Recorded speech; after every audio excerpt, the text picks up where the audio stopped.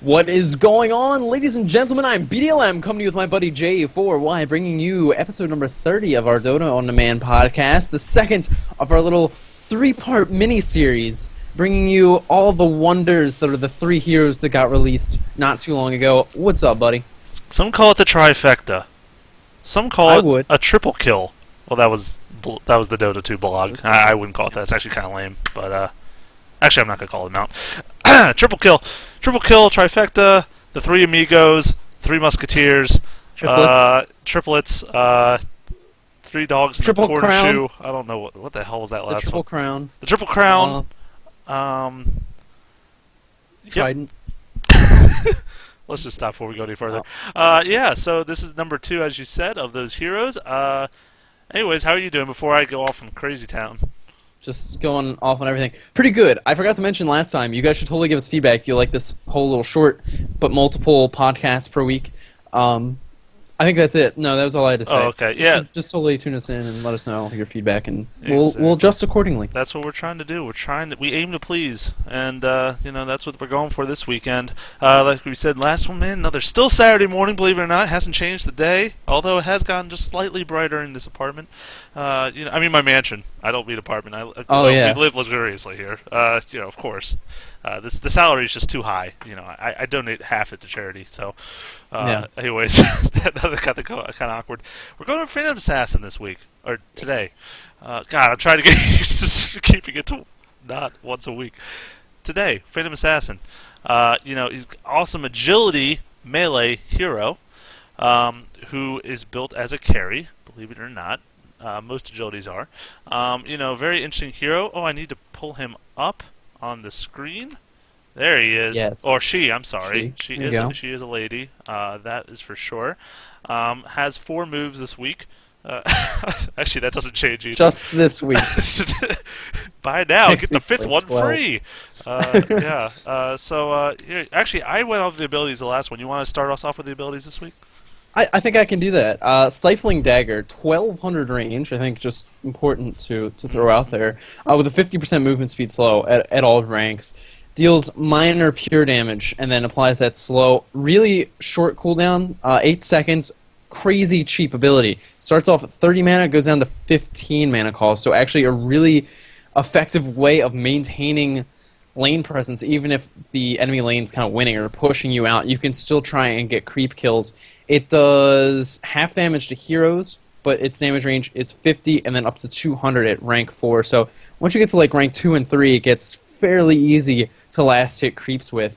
And then it's also just good harassment against enemy heroes. Yeah, there's like no reason to never be spamming that unless you're saving it for a last hit on a creep. Like, it's just so mana efficient, it's ridiculous. It's almost like Clink's firing off one of his searing arrows. It's like, why wouldn't you do that to try to get the last hit? It's a really great way, like you said, to keep farm. Actually, I was playing with our friend Bonk, and he was playing PA, and he was solo in the short lane. The way it worked out, and he was still able to maintain just as much farm almost as the other short lane just because of this Stifling Dagger move. I mean, he could stay next to his tower pretty much and get all the last hits, and there was nothing the other team could do about it because, unless they tried to hard engage him on a tower, which isn't going to work super well for the most part. I mean, it's just so easy. Once you, like you said, they get like 2nd and 3rd rank is when it really starts picking up because the first rank 50 damage. That's not even how much your hero is hitting for about. They could still have a chance to deny that, but 100 and 150, unless you're kind of not good at timing with how the projectile speed is or whatever, you shouldn't have any trouble finishing off those last hits. So really good for that. Yeah, I totally agree. I mean, that's something that's, I think, important to bring up just because it's something I've been really trying to pay attention to a lot in games is what is, good and bad as far as losing or winning a lane. And it seems like, for the most part, as long as you just don't lose, you're fine. Like, a lot of carries can actually do completely horrible in the early game, not get any creep score, and when the first couple towers start to fall, some room opens up for them to get into the lane, they can actually make up for it later and just participate in team fights and be able to get some of their farm back. And so PA is a hero that I think can do a really good job of that, and like you said, even run solo, not lose the lane, and be able to actually get creep kills without risking anything. And so I think that's definitely a strength of the hero that few, if any, other agility heroes actually have. Yeah, I mean, the only problem is, you obviously you can't solely depend on it for creep score just because 8 seconds. I mean, creeps are usually dying more frequently than every 8 seconds. So like you'll get the guaranteed one probably, but then you might have to risk a little bit if you want more than that, obviously, which in most cases you do. But like you said, you can have that passive play and still keep up a decent farm, so not a bad choice overall for that. But also, this projectile can't be dodged by blinking. Just a little random Good to know. tidbit there. If you're throwing off that 200 damage, well, it's 100 damage to hero, finishing blow, stifling dagger, they are not dodging that with a blink. So, yeah. Obviously, it's not okay for ganking and whatnot. It's obviously not meant to do damage. Its purpose is really that huge 50% slow, which is actually a dramatic amount. That's a lot, and the fact that it's 4 second duration at its last rank is making it almost contend with how long Venomancer's slow is. Really, I mean, like he's known for his super long slow, and this kind of shoots right up there, except for the fact that I guess it's single target. But yeah, Yeah, she actually becomes really good at chasing people down in the later parts of the game. I mean, moving into the Phantom Strike, which I'll let you talk about, but really able to just keep up on the heels of enemy heroes. absolutely. And as you were saying, the Phantom Strike, that's her next move, her W. Basically, she can teleport to a unit. So it's similar to Chaos Knight. Well, it's not super similar, but the fact that she can also use it on allied units as well as enemy units, which is a big factor in that. It grants bonus attack speed while attacking if it's an enemy unit. So basically, it's 1,000 range, huge range once again on one of her moves, which is why, like you said, she's able to hunt down people so well. For the next 4 attacks in the next 3 seconds, she gets 100% bonus attack speed. That starts at a 14-second cooldown, goes all the way down to 5 seconds, and it's 50 mana per rank. So once again, keeping that mana efficient just persona. Yeah, I think it's a really great thing, and this is kind of where you can really start to do a lot of damage in the late game because you get so much attack speed out of this. You really can just sort of go for pure damage items like MKB and such. You can just look to stack that damage and get your attack speed from the Phantom Strike. And again, like the Stifling Dagger, a really low cooldown once you get to rank 4, 5 seconds. So you're going to be able to keep that attack speed up regularly as long as you focus on the same target. If you blink to somebody switch target, you lose that attack speed. But if you blink to the target you want to pursue, you're going to be able to dish out a lot of damage very quickly. Absolutely. So keep it up with that role of a hunter.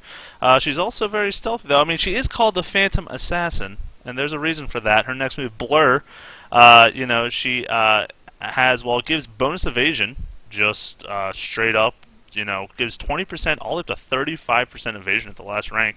So that's a ton of a chance to obviously evade attacks. That makes sense. And then there's also this kind of thing. I think it's called like more of like a blurring effect that it has a 1600 radius. And what this does is kind of a little confusing here and there, but basically she becomes hard to see. So on the mini map, you actually cannot see her within that radius, which is really interesting. There's not a mechanic like this except for smoke, I guess, would be a similar thing. But that's not even the same. I mean, smoke obviously is different in that way. But yeah, I mean, what do you think about this one? It's weird because I think it's one of those abilities that gets a lot stronger in pubs than is in competitive play. Because obviously, if everybody's on Skype or Vent, it's like, oh, hey guys, PA is missing. And you're like, okay, cool. But on the public scene, if not everybody's watching the minimap and people aren't, typing, SSPA, whatever, it has the potential to just come in and catch you off guard and, give up a kill to this carry if she decides to switch lanes. But, for the most part, I think this really is just for the evasion, because if you're a carrier, you're not going to be wanting to switch lanes that often to try and gank. So, but I mean, the other thing too is that's so much evasion too that you're pretty much the other team is going to go for like an MKB to try and counter you. So it's really, I think, useful in the early game. Again, just allowing you to be able to maintain the ability to stay in the lane, be able to stay close enough to the creeps to be able to pick up kills not only with your Stifling Dagger but with your auto attacks as well. So good safety in the early part of the game, maybe something that starts to fall off later. Yeah. Well, I mean, the thing is, though, like things like evasion is, but it's the evasion and bonus attack speed from his other two moves. Like these, kind of like they do kind of scale throughout the game. Like as heroes progressively get more attack speed against you, evasions can be that much more helpful, and then, of course, your own attack speed can be super helpful as you're getting more damage through your items. So it's cool that she has abilities that aren't just like flat. Here's a flat amount of damage absorb or a flat amount of damage on attack. It's percentages, which is always kind of a fun thing to mess around with, which makes her scale so darn hard into the late game. But yeah, and speaking of late game, we were kind of talking about the Chaos Knight, Coup de Grace. This will be her ultimate, and is a 15% chance to do 2.5 times critical damage, up to 4 times critical damage. Now, I was comparing this to Chaos Knight in the last game, saying how it's funny these heroes were released in the same week, because this and his Chaos Strike? Chaos Strike, is that what it's called? Wow. Pretty sure. That they're very, very, very similar. His is a lower chance and does a little bit less damage. Obviously, this is an ultimate, so you'd want it to be a little bit better than that. But still, she's just that has that chance. That's the problem, though. All at the same time, it's kind of like Ogre Magi in the sense that she has a chance to kick ass, or to be just mediocre.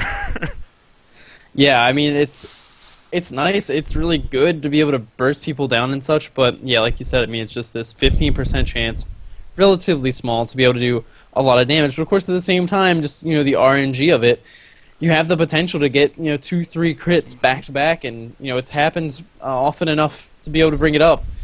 So you can really just take people down really quickly. I think she's one of these carries that's really good at taking down support heroes as well. And just looking at her kit overall, she has a lot of mobility and a lot of ways to avoid damage because of the Phantom Strike, very similar like Rikimaru's Blink Strike. You can do it like we were saying earlier to enemies as well as heroes. So she has a way to get out, has the dodge to try and keep herself safe. So she can play very safely, and then be able to do a ton of damage with whatever she's able to get in the later parts of the game. Yeah, she's the definition of a burst carry. Like, I don't know who besides Shotgun Morph, like, not too many of the heroes can compete with how bursty she really is. But as well as sustained damage too throughout the fight, just because of the bonus attack speed, like you said. Coup de Grace, enough attacks are going to be proccing it a fair amount, which is why I like how the Phantom Strike works with the Coup de Grace. Actually, I believe previously it was not bonus attack speed. When they started out in Dota 1, it was very similar to Ricky's, where it was just bonus damage right on the next attack. But I do like how they changed it because it scales with her ultimate now, making that you have that more chances to proc this 15%. Otherwise, you might be out of luck.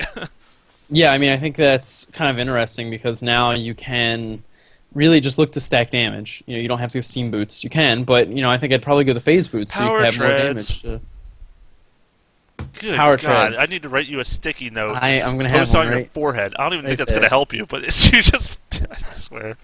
Okay. P-Treads. P-Treads. The good old P-Treads. To give you the stats and the attacks, but you can just go for the more damage for the Phase Boots. I think definitely a big item you have to try and get is that Battle Fury. Just increase the farm, just kind of standard on these really late game heroes. Definitely a good way to keep the mana regeneration up, which is awesome when your things are so cheap. You really can just chain spam stuff, and you don't really have to worry about running low on mana. And then, of course, just a lot of damage with the ability to farm faster. Yeah, this is one of the few agility heroes I'm like, okay, you should always go for Battle Fury first. Like, Anti-Mage, a lot of times I'll like it on, but then Vanguard also seems to come up there. And don't get me wrong, Vanguard on her can be pretty helpful too, depending on your situation. But the way her kit goes is that she just really tries to do as much damage in a small window of time as possible. And, therefore, she really should go more of a glass cannon-y build, which is very commonly seen, at least in the pub scene. Now, when we're talking about competitive, I mean, it's kind of hard to get too many evaluations of what they kind of like to do on her. I would think it's a similar kind of track just because of the way everything is, but, I'm going to stick to items now before we get into competitive. But, yeah, like you said, I agree. Phase Boots, no doubt, I think makes a lot of sense so she can keep up with people, chase them down, just be that hunter that she is. Keep up the Battle Fury for huge damage. You're going to clear waves within a matter of seconds with that, especially the bonus attack speed you get from the Phantom Strike. And, on top of that, lifesteal is another really, really big thing on her. When you're hitting for 4 times your normal damage every now and then, that's a ton of health you're getting back, a ton of health. And, it's something that lets her sustain in those team fights, or have a chance to, if she doesn't get bursted down really quickly. Yeah, and I mean, it's kind of interesting. I could see Satanic. Vlad's is interesting. I think you could make arguments for it, but again, because everything's so cheap, I don't know that's really necessary. I mean, the whole item Vlad's is so cheap to begin with I think you can make an argument for it and then be like, well, hey, we're giving it to the creeps as well, so give us a little bit more push potential as well, so you aren't just completely reliant on this late game damage. But yeah, I think Satanic's a good way to go just because you get a lot more health as well in picking up the Reaver. But I definitely agree that the life steal is a good way to go. And then, like I was saying earlier, I think MKB is really strong. If your farm's good, Abyssal Blade is of course an amazing way to go on these late game heroes. And when you're getting all that attack speed through the Phantom Strike, you're like almost guaranteed going to get one of those proc stuns. And if you don't, you have the on use ability to stun as well. I was actually watching Dendy's stream. He was playing Phantom Assassin from Navi, and it was interesting because he was sneaking up. Okay, of course he got ridiculously farmed, and it was just silly the rest of the game. But he was at one point sitting on a Battle Fury, the Helm of the Dominator, and 2 Divine Rapiers. He was doing plus 726 damage. Plus 726 damage. And there was one point he got this Invis rune, and there was a Witch Doctor on the other team. He was just walking up to him, and there was actually a screenshot of the Reddit, but there everyone's like, this poor sap. Like, he has no idea what's about to hit him. And sure enough, he crit for, what was it, like 1,800 or 2,000 or something on this poor guy. Wow. Like, okay, that's not a normal game, but I was just like, the potential, if you just build this pure damage and get one of those crits, that could just do so much insane damage. It's ridiculous. Oh, it's crazy. I do like MKB as well. It's a good thing that scales with attack speed.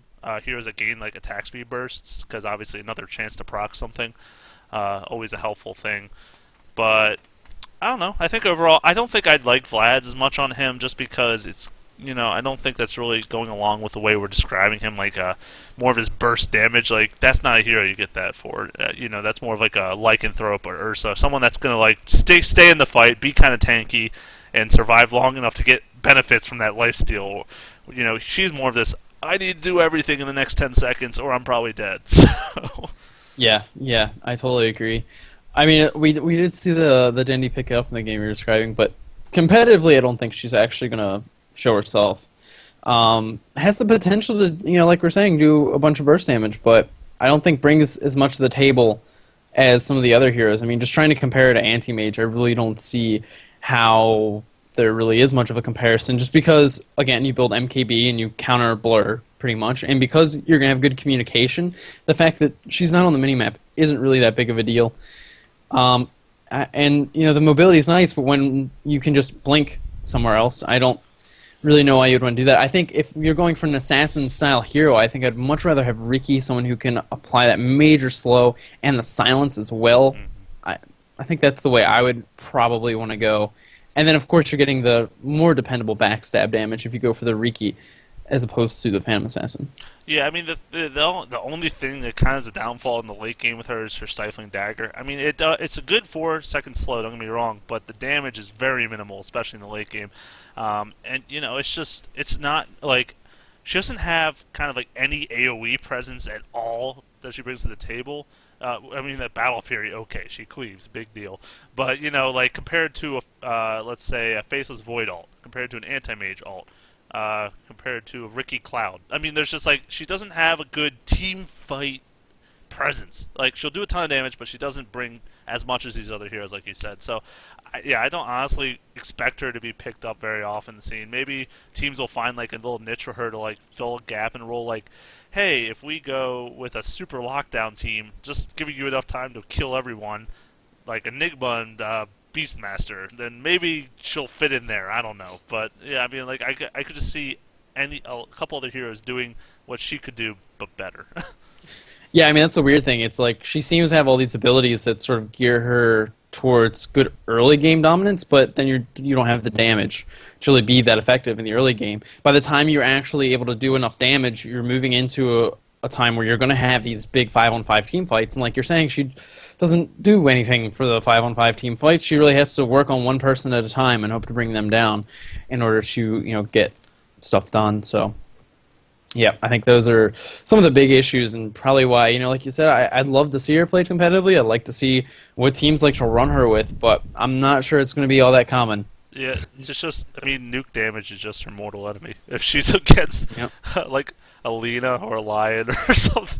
She's got no chance. I mean, that's what other heroes have. Like let's say Backtrack, let's say Anti-Mage's Magic Resist. Like they know what they're susceptible to, and their kit kind of like has a good thing for them. Whereas Blur, okay, 35% evasion, that's nice, but that means she's good against other auto attackers. But in those team fights, that's got everything going against you, and you don't have. You can't really build too much magic resist on her because the way you want to build her glass cannon, so you're not going to build a hood. You're not going to get this tankiness from somewhere else. So I don't think I'd see her being as effective if she did something like that. Yeah, I completely agree, my friends. I think that just about wraps up the famous testing conversation. Firing these out, man. We're just That's right. there you go. Alrighty. Well, we have one more to go for this week, guys. Mm-hmm. 3. It's like, oh man, it's like a sale, liquidation sale. We're just take them. We don't want them. Take the podcasts. Listen to them. Love them. Everything must blur. Yes, everything. We will see you guys on the third and final installment for this week, the Gyrocopter. And as I was saying earlier, please feel free to leave comments and let us know what you think about this style versus our other stuff and other problems you may or may not have. Jay's big nose, for instance, I hate it. Just the face in general. Just Ouch. no. Gosh. So feel free to criticize his face as much as you possibly can. We will see you guys on the next one, the Gyrocopter podcast. See you then.